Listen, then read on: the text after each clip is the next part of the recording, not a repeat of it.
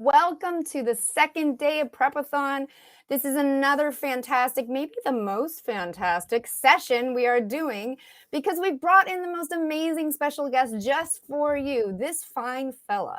This fine fella lives a lovely life working with digital agency owners. It's his passion and his heart to help agencies grow their business to 8 figures and then have the option. Do I want to keep it? Do I want to sell? What do I want to do with it, right?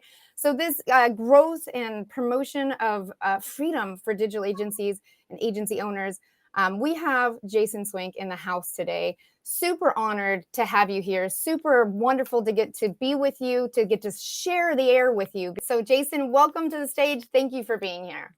Well, thanks for having me. And I need to have you as my woman promoter. I There we always go. love the intro. So thanks so much. Yeah, thank you for being here. We really are so grateful you had the time to come talk to our community today. Cool. All right. Well, let me share out my screen really quick and let's see how this works. We promised backstage it would all work. So I guess we will see, right? Let me Perfect. hit play. All right. Can you see the right screen? There we go. Absolutely. Okay, perfect. So today I want to talk to you guys about really kind of 5 systems that I've learned since 1999. Yes, I'm old as dirt. I love it. And kind of started before Google and Facebook actually started. So I want to show you kind of 5 systems that allowed us to optimize our sales strategies for really rapid growth. Now, the biggest mistake I feel a lot of agency owners are making is they're focused on the wrong thing and they're selling it in the traditional way, right? Like most agencies sell the big ticket item, the retainer, the first. And what you're doing is you're losing money and profit on how you're selling right now. Now, you're probably wondering, like, who is this person? If you've never seen me before, I'm a husband of an amazing wife and 2 amazing children. I started in my first agency in 1999 by accident. One of my friends looked like Justin Timberlake from NSYNC, and created a fake band, fake website called InShit. It got popular, and so then that's when I started Solar Velocity. We worked with clients like LegalZoom, Hitachi, AT&T, and eventually grew over 100 people and sold it. And then after I sold the agency, I didn't know what I wanted to do with my life, but I started a podcast. And in January, it's coming up to be 10 years of doing the Smart Agency Masterclass, where we interview people all over the world. And I'm even have another agency we started about 2 years ago. We're a little over 30 million in revenue. So we can talk a little bit about that as well. But our real mission and my mission for today and all the stuff that we create is to be a resource I wish I had when I was creating my first agency. And really the first system that will really help catapult you, and you really can't pass go without this, is having clarity of where you're going. If you remember kind of how I started by creating a fake band, fake website called InShit and started an agency, I started by accident. So I didn't know who I was going after. I didn't know what I actually wanted to do. So I needed to have clarity of who my clients are, who would I actually, or what would I actually do for them, and what could I actually get results for them. The next system really is, and I don't want you to skip so much on the first system a little, just because I'm not talking too much about it. I'm going to assume all of you have complete clarity of who you're going after, because in order to do the second system, really position your agency as the trusted advisor, you need to know who you're going after so you can actually stand out from them in the past. And the easiest way to stand out from all the other agencies, because I can tell you when you're trying to grow your sales and you come in and you start talking about your wards, your people, your process, you sound like every other agency out there. What you have to do is you have to ask the right questions. Now, it's not like ask the questions in order like this slimy guy is like, sign this contract right now. You have to change the conversation and ask questions like a doctor would, right? And think about, what is a doctor actually asking? They're asking questions like, well, tell me more about your situation.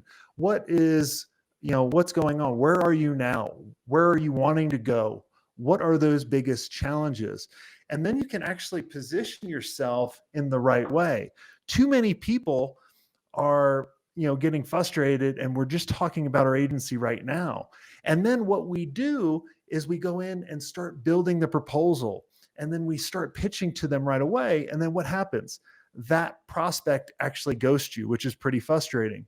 What I want you to remember, and this is kind of the structure I would always teach my salespeople at the agency to do, is remember NBAT. Now, the N stands for the need. What are they actually needing? And make sure that matches up with what you're actually providing. And the easiest way to make sure you're offering the right thing is think about it this way. If my clients were going to pay me only after I get them the results, what would be the service I would provide them? And then make sure that matches up with their need. The next is the budget. Now, a lot of times when I'm speaking in front of an audience, I'll ask, how many people ask for the budget? About 50% of the people will say, hey, I asked the budget. Then the other 50%, about half of them will actually get the budget, meaning only 25% of agencies that are, getting the budget before they even go into the process.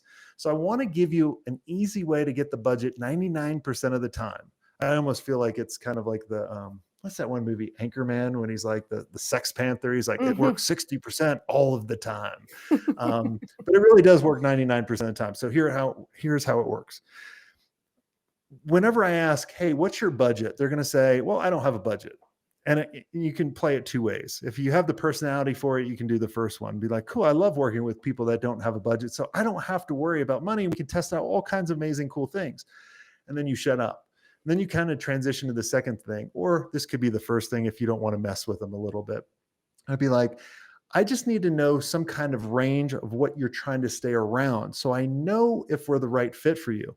Now, where most agencies mess up or do it incorrect is they start low and go high. But what happens when we start low is people are psychologically going to remember the first number. So if you could say, hey, are you trying to stay around $1,000, $2,000, $5,000? They're going to remember 1,000 because that's the first thing that they heard.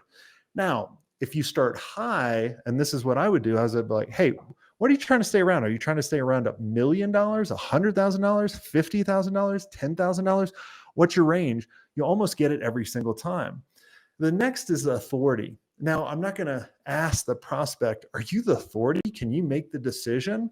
I would ask them questions only the authority person, the decision maker, would actually be able to ask. Like, so for example, I would say, all right, Susan, I certainly understand what you're wanting to do.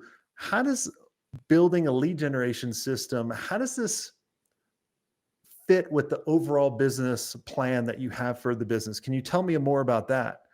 Now, if they're not the decision maker, they're not going to have a clue. And when they're going to say, well, Henry knows that. Well, who's Henry? Oh, he's the CEO. Oh, cool. Can we bring Henry in on the call? And then you can bring the decision maker in. The last part is the timing of NBAT.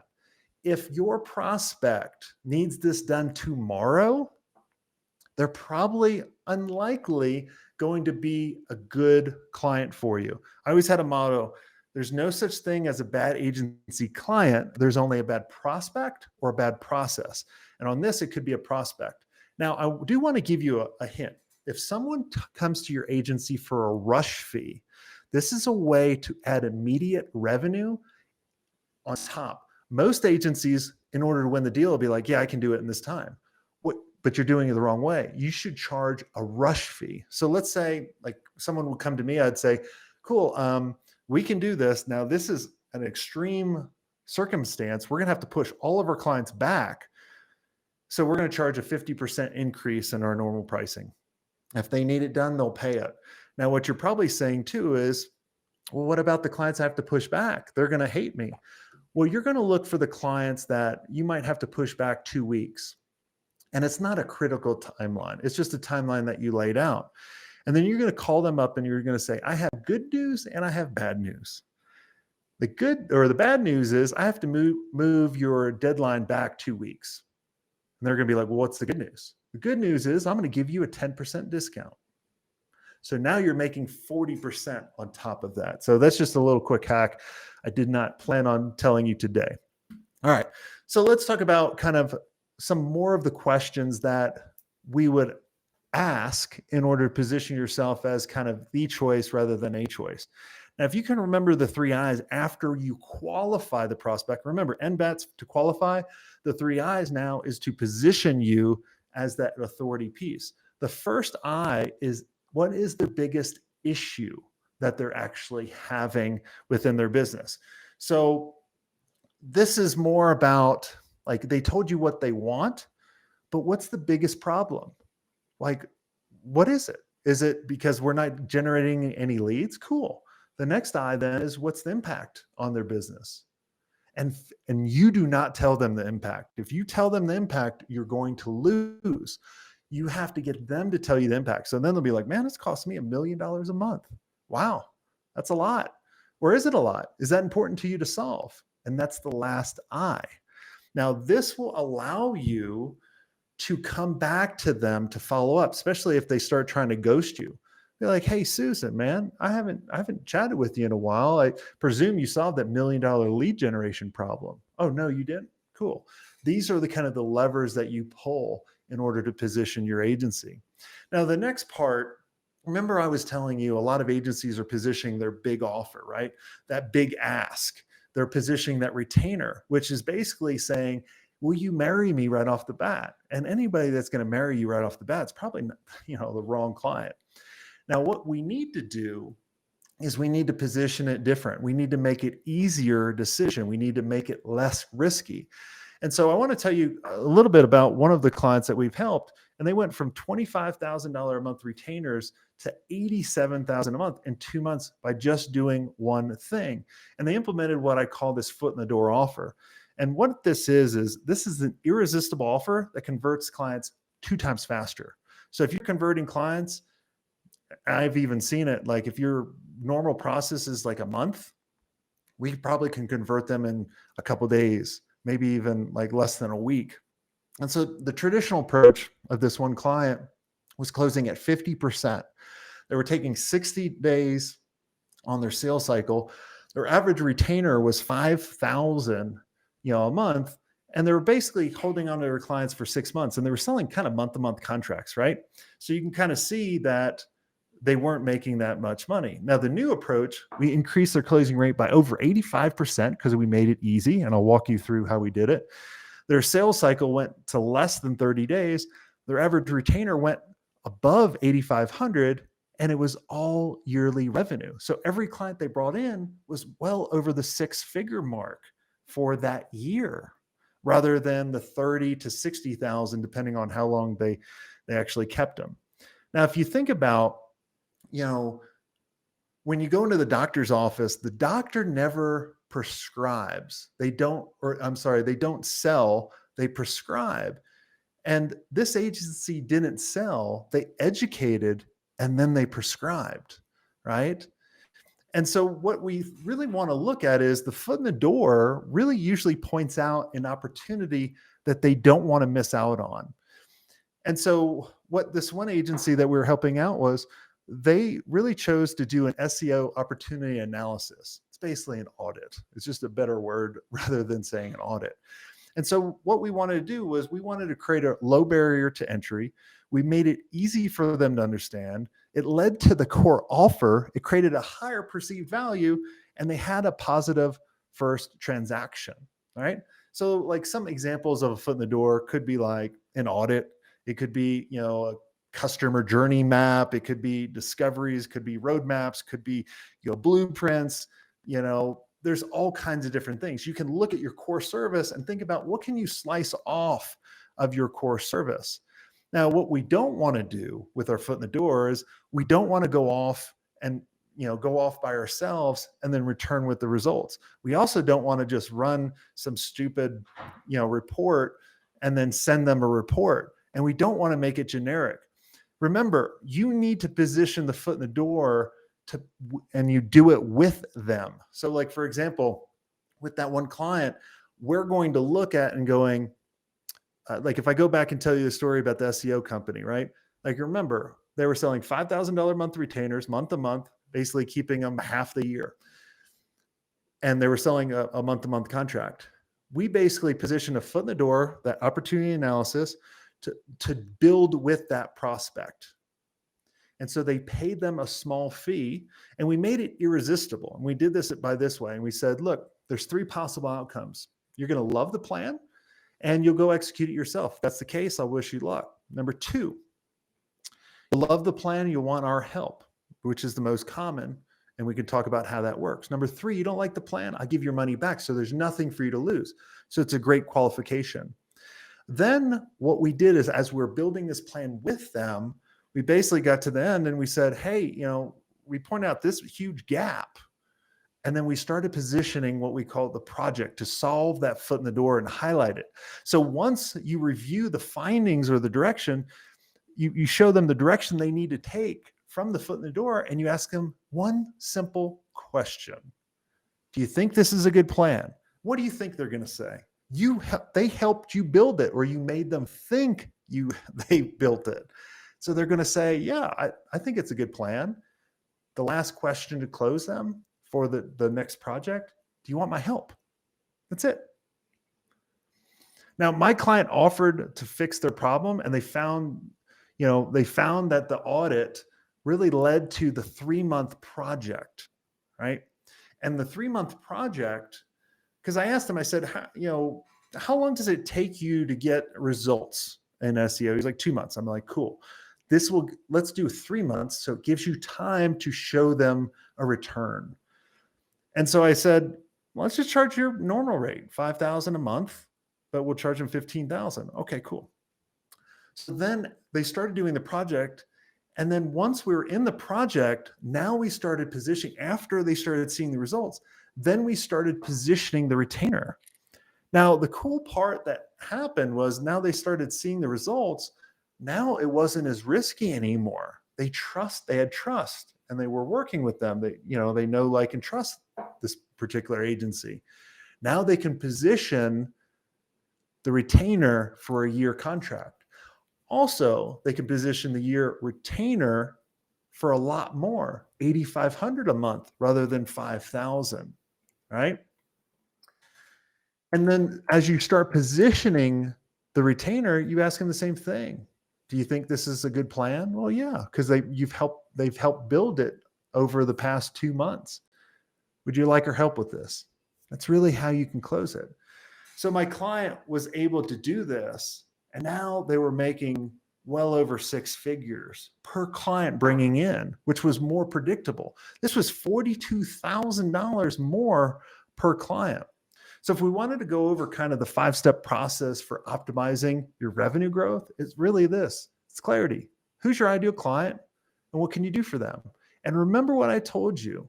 Think about, who are the clients and what would I perform for them on the stipulation if they were only going to be paying you on performance, because now you're setting yourself up for success. Next, make sure you ask the right questions and position yourself as the choice rather than a choice, and really separate yourself from all the other agencies. Have a foot in the door offer. Make it irresistible. That converts the prospects faster and easier. Figure out what's that project between the foot in the door that has small wins and solves the problem and builds trust over the time. And then create the retainer model, where it's predictable revenue stream that is guaranteed for that year. So these are the 5 systems. If you guys want to know more, make sure you go to mastery.agency. Check out all the resources that we have out there, and follow us on social. So go there and do that now. Fantastic, Jason. This is so helpful, and I love how everything is very summarized. The foot in the door offer, very clear on that. So thank you for bringing that to the agencies and all the wonderful people watching this today. Love this idea of really bringing people, what I'm hearing, and I love this, we really want to build this relationship with people before we get married, right? That makes a lot of sense, right? Most definitely. Yeah, and we want to, I always think of it when working in my agency, I like to think of it as, I'm helping them to fall in love with themselves and their plan, their potential growth with their company. And because I'm the facilitator, so you're talking about asking those questions, right? And getting them to answer. And I love what you said, Jason. I love what you said about they need to come up with those answers. You cannot force feed that. It has to be there. So now you're a source of inspiration. They fall in love with themselves, right? They fall in love with themselves and associate it with you. So I love that. I love the choice, not a choice. You know, I never want to be a piece of paper on their desk with a whole bunch of other proposals. I want to be, we're going to work with someone over here or Jen, right? So brilliant, Jason. Very, very awesome. Yeah. Thank you so much. Yeah, you're welcome. Yeah. I mean, the biggest thing is just to think about when someone's making a decision to work with you, they have to understand how the process works. And we closed at over 85% close rate, and most of the time a lot higher, because we would educate them on the process, not just like, you give us this, we'll input this, right? Like for example, we did websites for LegalZoom and Hitachi and all those, the biggest brands. So we would educate them on the process. We would say, look, most agencies are going to come to you and they're going to ask you which websites you like in your industry. And that's probably why everyone in your industry looks the same. And they'll be like, yeah, I never thought about it that way. Cool. Yeah. Well, you should think about it that way. And then I would say, here's the process that we use. Most agencies are going to design 3 concepts at a time. One is going to be on point of the direction you told them. Second will be a little off. Third is totally out in left field. And then you're going to go back and forth. What we do is we do it a little different. We've actually had psychiatrists go through our onboarding process. And we're able to extract out the information that you don't know to tell us, but we need to hear. And then we're going to do 1 concept at a time. And then I say 25% of the time we'll nail down perfect. 50% of the time there'll be a couple little tweaks. The other quarter will be so far off the freaking mark, we know exactly what to avoid. And that's how we're able to do. And I would just walk them through the process. So then what they're doing is they're comparing everyone else to us. And if you think that's an advantage, you're damn right.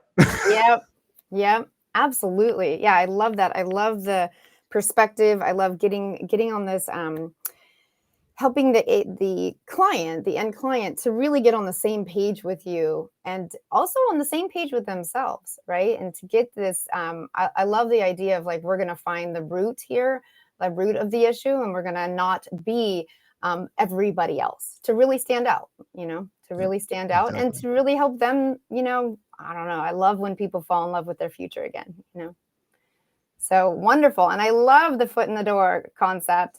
In psychology, there's a concept also of door in the face. So psychologists have 2 ways. So door in the face is kind of like the anchoring you were teaching right then, of like anchor super high. Like, are we talking $1 million budget? Right. So it's kind of like, oh, like the door slams in their face, right? But then you open it back up. So you've done this, the kind of the door in the face, and then you open it with the foot in the door. Like, no, that's not going to be that. Let's just get rolling, right? Very cool. Very cool. Exactly. Yeah. Well, thank you again for being here, for being a constant source for digital agency owners to grow and to prosper, and for being so positive and kind. Loved the image of you and your family. I can just see your shine and how you show up for people. So thank you for showing up for all of us here today. And we will see you again soon. Definitely. Thanks for having me. Fantastic.